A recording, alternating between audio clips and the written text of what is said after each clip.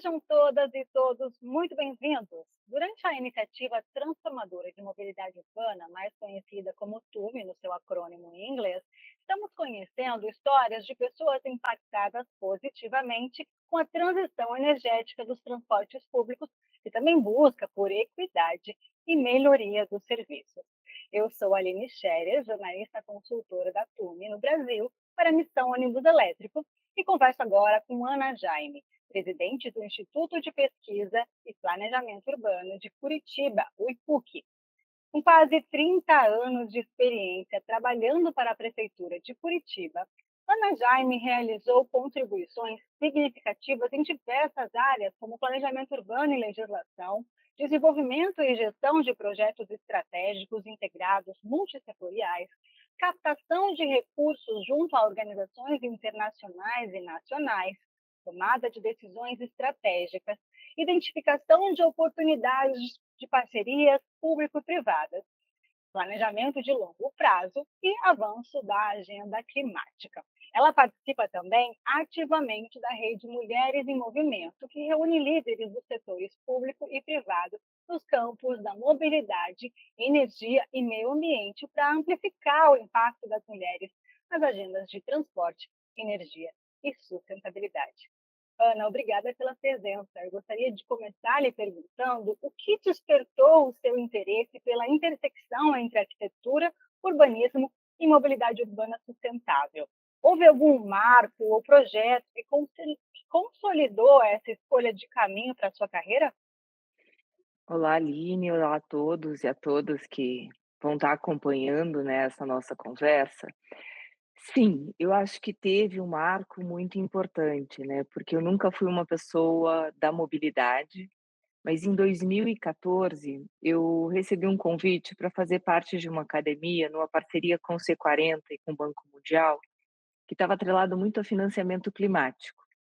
E até então eu confesso que eu não tinha essa vivência. Como fui indicada para participar, digamos que eu fui estudar um pouquinho, né, o que que era isso, quer dizer, o que que é um financiamento climático, fui tentar entender para Curitiba o que que nós tínhamos sobre isso, daí fui apresentada aos inventários dos gases de efeito estufa, algumas ações estratégicas elencadas para a cidade. E aí olhando esses dados, entendendo o que que seria isso, me chamou muito a atenção que o principal setor de emissão em Curitiba era o setor de transporte. Então, em torno de quase 67% das emissões da cidade vinham do setor de transporte. E engraçado, porque Curitiba ela é muito conhecida, né, seja nacionalmente ou internacionalmente, pelo seu sistema de transporte público coletivo. Então você tem uma história de sucesso, mas olhando nessa perspectiva de clima, o setor de transporte, enfim, não está alinhado com essa nossa com esse nosso reconhecimento.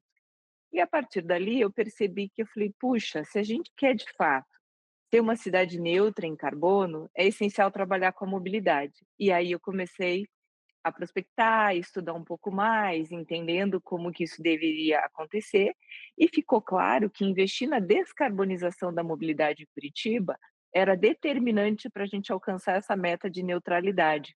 Então, aí fui um pouco apresentada ao tema e, lógico, acabei mergulhando de cabeça, me apaixonando pela área, né. Clima, mobilidade em Curitiba são coisas, assim, indissociáveis, né, elas precisam estar caminhando juntas para a cidade ser exitosa no desafio que a gente tem pela frente. Muito bem. E você estava, então, né, nos últimos 5 anos como assessora de investimentos no IPUC e, em janeiro, foi promovida à presidência. É a primeira vez que você se torna presidente de uma organização e como é que você está enxergando esse desafio? Então acho que essa posição, mais como executiva, é a primeira vez. Já tive a oportunidade de anteriormente trabalhar como secretária executiva, que você tem uma pegada, mas como líder realmente da instituição, é a primeira vez. Preciso confessar que dá um friozinho na barriga, porque é uma instituição com 60 anos, vai fazer esse ano o IPUC, faz 60 anos. Muita história, já foi presidida por 3 ex-prefeitos, Jaime Lerner foi uma pessoa que já teve à frente aqui do instituto, outros nomes emblemáticos, e eu estou sendo a primeira mulher a chegar a essa posição em 60 anos. Então, é óbvio que imagino que estou feliz pelo reconhecimento, né, eu entendo que é pela trajetória que eu construí ao longo desses quase 30 anos, um reconhecimento, as pessoas acho que entenderam que eu teria todas as competências necessárias para assumir o IPUC, né, nesse momento e principalmente para pensar o IPUC para os próximos 60 anos. Esse é um desafio, né, a gente vive um momento de mundo que a gente já tinha desafios conhecidos, mas novos desafios, como a cidade é algo muito dinâmico, elas estão sempre sendo apresentados e colocados para a gente discutir, e a gente vem percebendo a necessidade, como planejadores urbanos, de como é que a gente lida com isso? Como é que a gente resolve? E está ficando claro que novas competências são necessárias.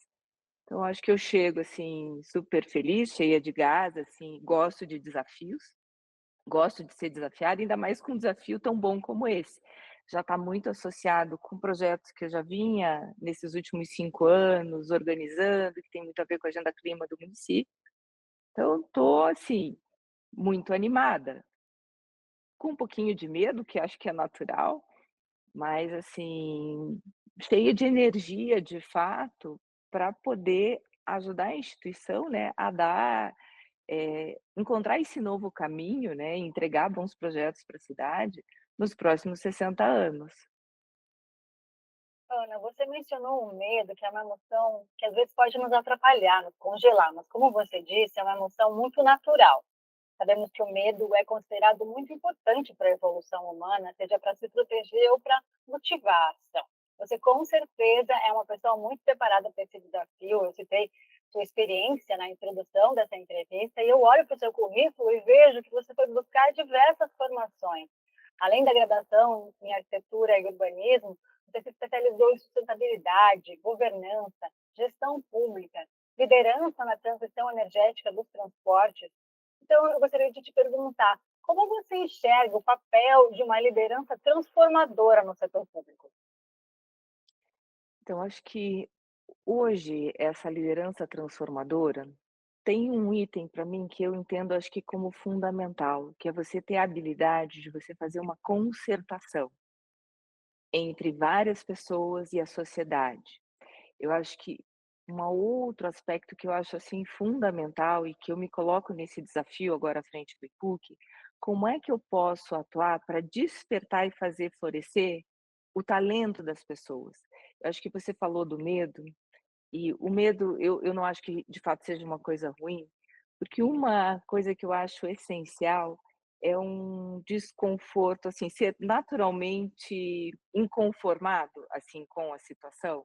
Eu acho que essa liderança transformadora que se coloca é: como é que eu desperto o melhor das pessoas, como é que eu faço essa concertação entre esses diversos atores, porque os problemas apresentados para a cidade, eles são longe, assim, muito distantes de serem problemas triviais, são problemas complexos. Então, você conseguir criar essa conexão entre diversos talentos, sejam de dentro do IPUC, com a sociedade, nessa articulação, tentando despertar o melhor de cada um. E um ponto que, para mim, para essa concertação ela ser muito efetiva, eu acho que a gente trabalhar com uma gestão por propósito. Eu acho que a liderança transformadora, ela tem que ter essa habilidade de construir uma narrativa muito poderosa em prol de um grande propósito que precisa ser compartilhado. E aí isso é muito base para criar essas conexões, para fomentar um bom ambiente propício para que as soluções aos desafios e aos problemas complexos que são apresentados encontrem bons caminhos para serem resolvidos. Muito bem, você falou em concertação, né? Essa importância de construir consensos, um tema que a gente está trabalhando. Eu acredito que esse seja um dos legados que você quer deixar na sua gestão. Quais outros legados você espera deixar, então, ao final da sua gestão na presidência do Instituto de Pesquisa e Planejamento Urbano de Curitiba? Bem, olhando mais para dentro da casa, que do ponto de vista institucional, a gente está com uma geração jovem, assim, eu estou com um time aqui, assim, cheio de energia e brilhante, ou seja, como é que eu preparo essa geração jovem para enfrentar os desafios no futuro? E é isso, assim, mas planejadores que sejam naturalmente inconformados, que tenham uma capacidade, assim, de interação para rodar as soluções, eu acho que isso é fundamental, que aprendam a fazer essa concertação, que também aprendam a fazer narrativas poderosas para mobilizar as pessoas. Eu acho que isso do ponto de vista institucional. Eu acho que como agenda, nós temos metas de longo prazo. Curitiba ser uma cidade neutra até 2050 e mais resiliente, para mim o meu legado é, se a gente conseguir deixar, né, a gente tem uma trajetória, projetos já em andamento, mas organizar um pipeline aonde a gente consiga vislumbrar que nos próximos 4 anos a gente avançou nessa agenda e a gente vai estar mais próximo dessa meta colocado a 2050, com o IPUC, com a cidade preparada, né, para fazer essa conexão com esses projetos e colocar isso cada vez mais na rua, isso para mim vai ser o melhor legado que eu posso deixar. Nós estamos com algumas ações importantes, né, em andamento na cidade. Hoje nós temos esse ano a nova concessão do transporte público coletivo, e é uma grande janela de oportunidade para a gente avançar na descarbonização da mobilidade. Quer dizer, esse processo bem estruturado, com um contrato diferente, repensando modelos de negócio para promover essa transição para a mobilidade sustentável, talvez seja um dos grandes legados que a gente pode deixar, que vai inspirar até outras cidades, assim, no Brasil, eu considero um item muito importante. E o outro, que nós temos a revisão do plano diretor, que também acaba sendo, né, a razão de ser do próprio IPUC, e um instrumento fundamental para que a cidade caminhe numa boa direção, em torno de ser neutra em carbono, de ter práticas cada vez mais sustentáveis na cidade. E esse processo nós vamos iniciar esse ano da revisão. Então, está fechando 10 anos do plano diretor. Então, deixar um plano diretor atualizado, conectado com todos esses desafios do futuro e com boas diretrizes e já projetos ancorados, eu entendo que vai ser um legado também dos maiores que eu posso deixar agora durante a minha gestão. Muito bem, Ana. E quais tendências ou inovações tecnológicas você acredita que serão essenciais para superar os desafios de mobilidade urbana nas cidades nos próximos anos? Acho que talvez para mim o maior desafio é você criar conexão dentro dentre as diversas formas de você, se deslocar na cidade, reduzindo muito a participação do veículo individual. Ou seja, como é que a gente fomenta que os deslocamentos sejam mais sustentáveis na cidade? E eu acredito que o desafio é como é que você cria essa conexão, ou seja, como é que você coloca a mobilidade na palma da mão das pessoas, de uma forma que a gente possa usar isso de forma pedagógica para induzir os melhores comportamentos e para as pessoas entenderem a importância de você usar mais o transporte público coletivo, as modalidades ativas, que seja caminhar, usar a bicicleta e mesmo a mobilidade compartilhada integrado, para você fomentar isso. Esses deslocamentos sustentáveis é o que a gente tem como grande meta na cidade, e eu acho que a tecnologia, ela pode ajudar muito. Esse conceito da mobilidade como serviço, ele já foi colocado, né, a gente tem alguns exemplos pelo mundo, mas aqui no Brasil, a gente ainda não conseguiu colocar isso em prática. Eu vejo isso como uma inovação possível para conectar com todas as outras estratégias que a gente já tem na nossa caixa de ferramentas. A gente vem investido na qualidade da infraestrutura do transporte, em infraestrutura cicloviária, na melhoria das calçadas, tentando criar ambientes vibrantes para as pessoas se conectarem, melhorando o nosso processo de planejamento urbano, de você ter atividades em todos os locais, ou seja, vivendo cada vez mais e colocando em prática a cidade dos 15 ou dos 20 minutos que sejam, mas eu acho que falta algo que conecte isso de uma forma simplificada para as pessoas, porque se você for olhar, se a gente pega os nossos celulares hoje em dia, você tem um aplicativo do transporte coletivo, você tem um aplicativo do Uber, você tem um aplicativo do serviço de bicicletas compartilhadas e você tem outro para estacionamento. Por que que isso tem que estar tudo fragmentado, né? Por que que a gente não pode reunir isso tudo num único local? Porque eu acho que isso vai gerar atratividade para as pessoas e facilidade para ajudá-las a escolher a forma mais sustentável de se deslocar na cidade, porque você vai ter muita informação reunida. Então isso para mim eu vejo como um dos grandes desafios que a gente tem para azeitar isso e, de novo, sempre colocar nessa trajetória para essa transição para a mobilidade mais sustentável. Além do próprio processo, acho que também de descarbonização de frota, a gente vem discutindo isso muito no Brasil. Hoje a gente tem uma tecnologia mais madura, que são dos ônibus elétricos. Agora, como a gente traz isso para além de um projeto piloto, isso escale como solução na cidade. Então, essa transição que vai demandar novos modelos de negócio, novos atores que fazem parte dessa equação, eu acho que isso vem como uma grande inovação, né, essa transição da matriz energética, né, no transporte, é um baita desafio também colocado. Com certeza. Você falou da importância da diversificação de modais, né, algo que a TUM, a Iniciativa Transformadora de Mobilidade Urbana, também trabalha. Falando na missão ônibus elétrico, há exemplos concretos de como a TUM impactou diretamente os projetos no Brasil, que você também participa, e como essas parcerias internacionais influenciam o desenvolvimento de soluções locais? Eu diria que essa parceria, ela foi fundamental. Eu acho que muito do momento que a cidade vive hoje, ela deve muito a todas essas parcerias que vêm sendo construídas desde 2014 até agora. Então, o TURM ele exerceu um papel fundamental, todo o nosso alinhamento estratégico, eh, interações que foram feitas com a sociedade, com o ecossistema de mobilidade, eles foram fundamentais para a gente conseguir construir o nosso programa de mobilidade sustentável, né, com esse vetor muito forte de descarbonização. E para hoje, quando a cidade chega, estruturando uma nova concessão com o BNDES, buscando financiamentos com o Banco de Desenvolvimento Alemão, com o próprio BNDES, em prol dessa mobilidade sustentável, isso foi possível porque nesta trajetória a gente foi desenvolvendo estudos que nos permitiram construir uma visão clara de um planejamento de longo prazo, uma narrativa muito consistente que permitiu essa sinergia do ecossistema, né, falando da eletromobilidade, do ônibus elétrico, que a gente conectou operadores, a gente conectou indústria, a gente conectou financiadores, a gente conectou o município com as suas várias instituições que trabalham como isso. E o TUME teve esse papel, decisivo, porque ele nos ajudou muito nessa concertação. Então, construindo elementos sólidos, fomentando os ambientes para concertação. Então, hoje Curitiba ela está no estágio que está com o reconhecimento das instituições, todo mundo quer apoiar os projetos, viram que esse planejamento de longo prazo está muito ancorado com as ações que nós estamos pensando agora, indicadores bem colocados.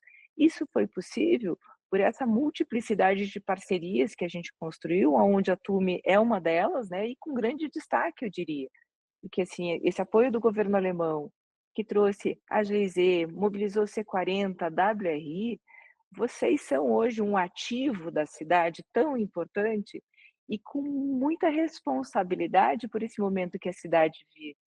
Nos permitiram acessos a estudos que se a gente fosse fazer sozinho, a gente não teria. Então, isso tudo foi fortalecendo, né, o nosso processo de planejamento e uma narrativa muito poderosa, né, de conexão. Então, eu digo que isso não tem preço, assim, foi algo sem dúvida que foi um diferencial. Muito bacana te ouvir, Ana. Você destacou no início da nossa conversa que em 60 anos de PUC, você é a primeira 60, 60, 60 anos, 60 anos. Você é a é muita primeira coisa. presidente mulher, muita coisa. Esse é um setor em que as mulheres são minoria hoje, né? Quais conselhos, então, você daria para as mulheres que querem ingressar ou então já estão nesse mercado e querem se destacar no setor de transportes e mobilidade urbana? E como, na sua opinião, a gente pode fomentar mais diversidade em posições de liderança nesse setor? Eu acho que o fomento, ele passa por um ponto muito importante, né, eu acho que a liderança feminina, ela vem com alguns atributos diferentes de uma liderança masculina e que elas são muito complementares. Eu vou fazer uma ponte com o que a gente estava discutindo antes de mobilidade, que assim, você tem vários serviços dispersos, né, e o que a gente quer criar é uma conexão deles para você ter complementariedade nos serviços, ou seja, ao invés deles serem concorrentes entre si, como é que você se apoia? E eu acho que a liderança feminina ela é importante porque ela traz, como eu falei, alguns atributos que você não tem e eles se complementam. A liderança feminina, acho que ela consegue ter uma visão mais sistêmica, sabe? Trabalhar com várias frentes. ela tem muito mais empatia do que a liderança masculina. E essa empatia, essa capacidade de você ouvir, e eu acho que consegue colaborar de uma forma mais fácil, porque ela tem uma facilidade de compartilhar a liderança e as informações mais simples. Então, eu acho que quando a gente consegue entender que essa união desses 2 atributos da liderança masculina e feminina, ela é muito mais poderosa para entregar resultados, eu acho que isso é um fator decisivo, né, a gente conseguir reconhecer, esse olhar feminino com esses atributos e como isso pode agregar muito mais às agendas que você tem. De novo, eu acho que as pessoas que querem se engajar mais, encararem esses desafios, eu vou tomar pela minha experiência, tá.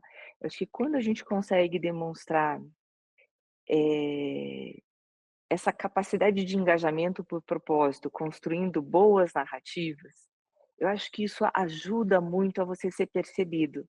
Às vezes a gente, as pessoas que querem enveredar por esse caminho precisam demonstrar essa capacidade que elas têm de engajamento, e isso é muito percebido. Quando a pessoa que vai convidar alguém para assumir uma posição de liderança, hoje em dia eu vejo que isso é muito procurado, né. Ou seja, a tua capacidade de se articular rapidamente, engajar as pessoas e construir narrativas poderosas é fundamental. Então, investir nisso, aprenda, quer dizer, como que você vai buscar os dados, como é que você constrói uma história que mobiliza as pessoas, que gera engajamento.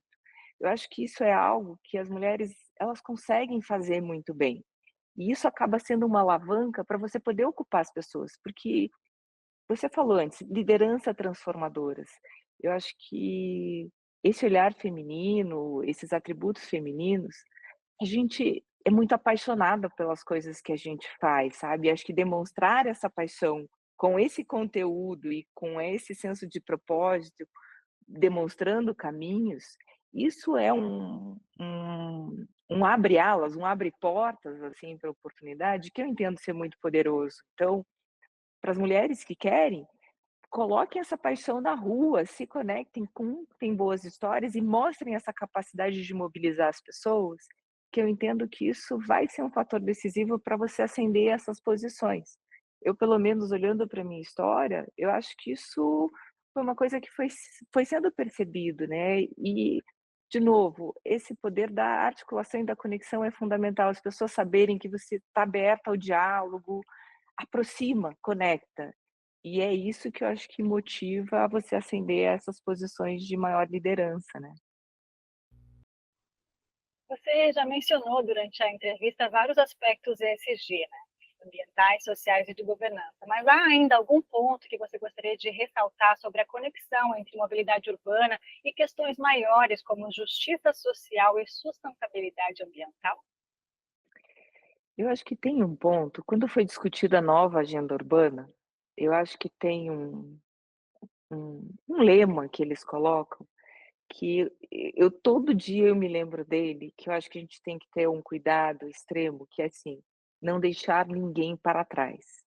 Isso para mim é de um poder, assim, tão incrível, que todo dia eu faço questão de me lembrar disso. Quando você está pensando essas soluções, em todo esse movimento que a cidade está criando, como é que eu crio algo que não seja excludente para as pessoas? Ou seja, ninguém pode ficar para trás. As soluções que são pensadas, a gente tem que tentar convergir essa multiplicidade de interesses e de necessidades, sabe. Então, não adianta pensar a melhor solução tecnológica se ela for deixar alguém para trás. Então acho que esse para mim é um lema, quer dizer, é algo que eu diariamente eu fico para cada discussão que eu tenho, falei: "Gente, será que a gente está deixando alguém para trás? Será que isso que a gente está pensando aqui, de fato, está trazendo todo mundo para dentro do barco, permitindo usufruir dessas questões?" Eu acho que isso não mencionei antes e para mim é algo que a gente não pode jamais perder essa perspectiva, principalmente quando você está, lógico, no setor público, mas mesmo no privado. Eu acho que na hora que você está pensando nos seus negócios, a gente falou dos ônibus elétricos, a indústria automotiva que está se reorganizando, criando novas cadeias de suprimento, dizer como é que a gente consegue reduzir essa disparidade de gênero, como é que a gente vai criar essa solução sem deixar de novo ninguém para trás? Ela vai estar aberta para todo mundo ou não? Eu acho que essa é uma perspectiva e um ponto que eu gosto de reforçar para mim mesma e gosto de lembrar a todo mundo. Muito obrigada, Ana Jane, pelo seu tempo e por compartilhar a sua história e nos inspirar com seu conhecimento. Ai, obrigada, Aline, obrigada pelo convite, eu realmente me sinto honrada e espero que, enfim, essa conversa possa inspirar outras mulheres também a enveredarem e outras pessoas a seguirem nesse caminho também. E obrigada a você que nos assistiu até agora. Esperamos que tenha sido muito proveitoso. Até uma próxima oportunidade.